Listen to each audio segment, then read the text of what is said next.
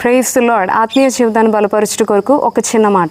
మన బైబిల్లో చూసినట్లయితే సామెతల గ్రంథం 28వ అధ్యాయం 13వ వచనంలో ఒక చక్కని మాట ఈ విధంగా వ్రాయబడి ఉంది. ఏమని అంటే, అతిక్రమములను దాచిపెట్టువాడు వర్ధిల్లడు, వాటిని ఒప్పుకొని విడిచిపెట్టువాడు కనికరము పొందును.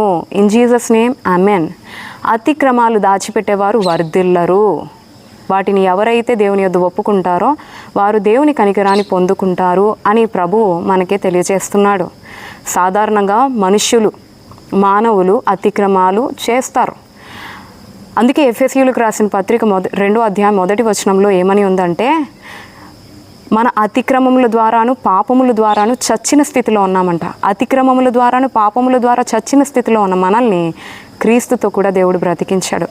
దేవుడు నిన్ను నన్ను బ్రతికించాడు. నిజమే. క్రమం లేని జీవితమే అతిక్రమం. ఆజ్ఞ అతిక్రమమే పాపం అని బైబిల్లో దేవుడు తెలియజేశాడు.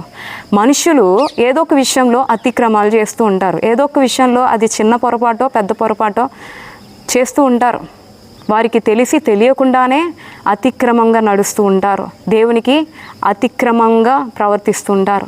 అయితే అతిక్రమాలు చేసేటప్పుడు మనం ఏం చేయాలి అంటే, వాటిని దాచిపెట్టుకొని కవరప్ ఇచ్చి కోటింగ్ ఇచ్చేవారిగా ఉండకూడదు. కానీ అతిక్రమం చేసేటప్పుడు వాటిని దాచిపెట్టక దేవుని యొద్ద ఏం చేయాలి? ఒప్పుకొని విడిచిపెట్టేవారిగా ఉండాలి.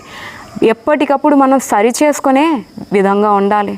మన పాపాలని, మన తప్పిదాలని దేవుని యొద్ద ఒప్పుకొని విడిచిపెడితే దేవుడు నీతిమంతుడు గనుక సమస్త దుర్నీతి నుండి మనల్ని పవిత్రులుగా చేయును అని 1 యోహాను రాసిన పత్రిక 1వ అధ్యాయంలో దేవుడు తెలియజేస్తున్నాడు. ప్రియ దేవుని బిడ్డ, ఈరోజు నీ జీవితంలో నువ్వు ఎన్నో అతిక్రమాలు చేసావేమో, నీ దేవునికి ఎన్నో విరుద్ధమైన కార్యాలు చేసావేమో, దేవుణ్ణి ఆయాసపరిచావేమో. యెషయా గ్రంథంలో ఒక మాట ఈ విధంగా వ్రాయబడి ఉంది, మన దోషముల ద్వారా మన పాపముల ద్వారా దేవుని ఆయాసపరిచామంట, దేవుని విసిగిస్తున్నామంట. నిజమే, మనం ఎన్నోసార్లు దేవుని విసిగించే వ్యక్తులుగా ఉన్నాం. అయితే మనం ఏం చేయాలి అంటే, మన అతిక్రమాలు, మన తప్పిదాలు మనం దాచిపెట్టుకునే వారిగా కాదు, కానీ దేవుని యొద్ద విడిచిపెట్టాలి.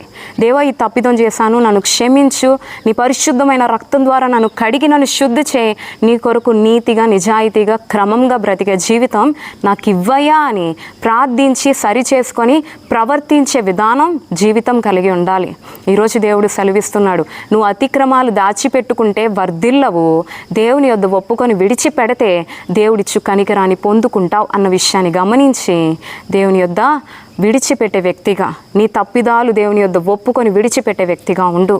దేవుడిచ్చు కనికరాన్ని, దేవుడిచ్చు వర్ధిల్లే జీవితాన్ని పొందుకోవడానికి ప్రయత్నించు.